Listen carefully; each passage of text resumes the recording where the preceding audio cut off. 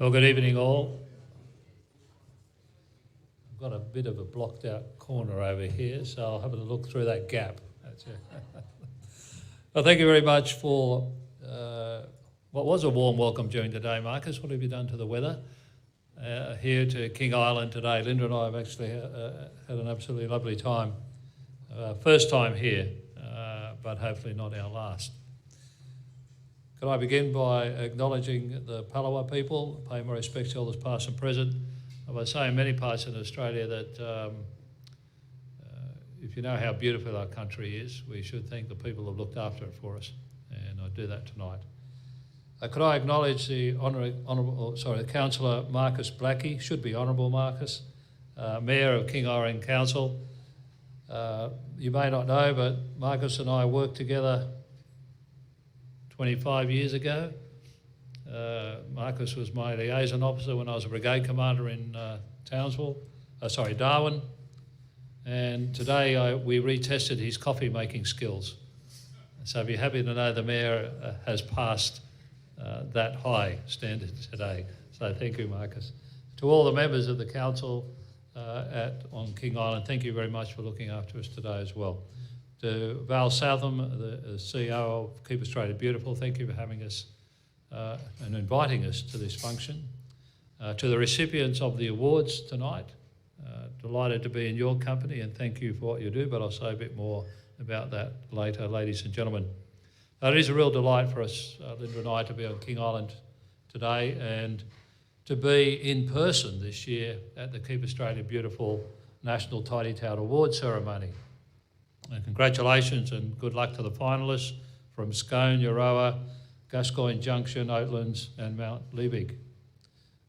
You've all done very well to be here and to have reached this point in what is, I believe, a very difficult competition to be crowned in.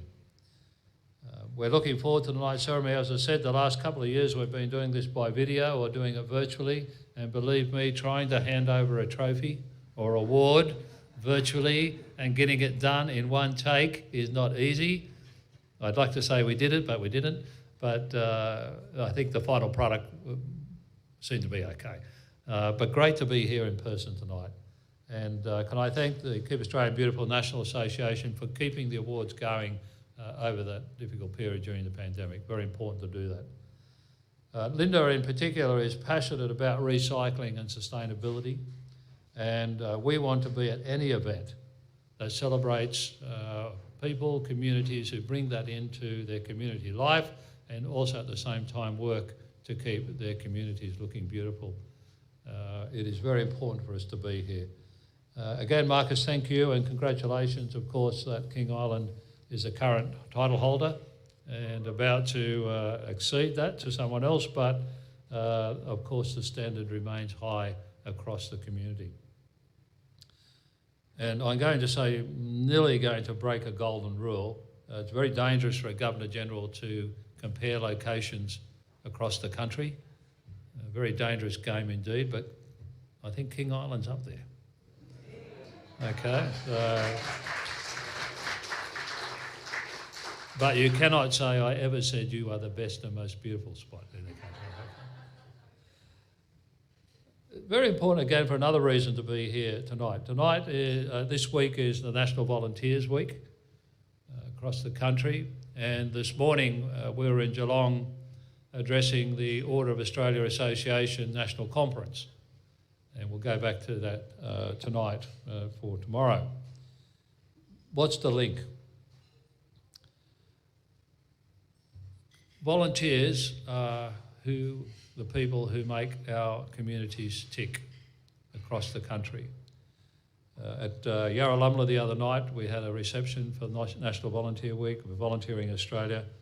About 11.5 million people in Australia volunteer, either full-time volunteers or part-time volunteers. The nature of volunteering is changing and there's lots of challenges, but that's nearly 50% of the population. So anytime, again, I get an opportunity to shine a light on volunteering, I want to be part of that because it is so important to the lifeblood of our country. And volunteerism through this particular award, with councils, assistance, plays such an important role and demonstrates a real love and concern for community. Volunteerism has also been on our minds over the last week or two because obviously we were in London for the coronation of His Majesty, and the main theme running through that period of 3 or 4 days was to celebrate volunteers, service and celebrate volunteers. And indeed the concert at Windsor Castle on the Sunday evening, all the attendees were representing volunteer organisations from across the UK. I don't need to go to London though to remind how important volunteers are. We see it every day as we travel around the country. We see it on the darkest days. We see it on our best days where volunteers are coming to help people who are in difficult circumstances after natural disaster or working hard as you do to make their community a place that people want to come to, want to live in, want to raise their children in and enjoy the lifestyle there. So that selfless action by people is very important, and that's why I think the Tidy Town Awards are a manifestation of this. They recognise that spirit in conjunction with the councils, and they are saying about people, we care about what you do, we care that you care about your community, and we care that you're taking care of the future of your community. Celebrate that tonight. A great initiative, Tidy Towns. My hometown never won it, so I'm envious of those who do. But I think Port Kembla was always on a bit of a disadvantage with the steelworks sitting there and so forth. We had nice beaches, but a bit hard to do it elsewhere. But thank you.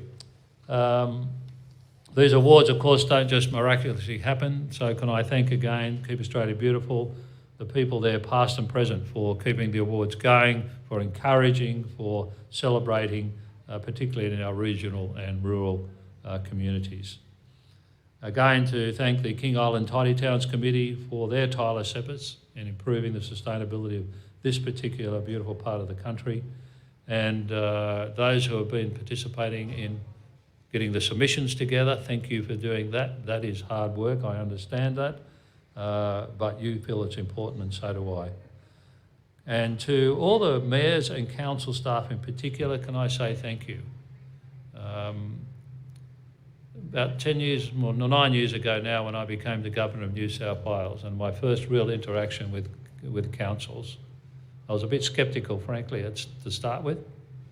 But after a year, well, less than a year, seeing the important, vital role you play in communities has convinced me of the importance of councils and the people who serve on them. Yours is the level of government that looks people in the eye on a daily basis. And particularly during the pandemic, when a lot of people were doing hard yards, council stood up and were counted. So can I just say thank you through you, Marcus, to all the other mayors and mayors represented here today or might be with us. Thank you for what you do. Really important. Again, good luck to the finalists. I'm not going to hold you up anymore because I'm going to be eagerly opening the envelope. We've got envelopes in it? Good, okay. And wish you well. And whoever wins will come and visit you. There you go. So thank you and enjoy your evening, and we look forward to spending some time with you.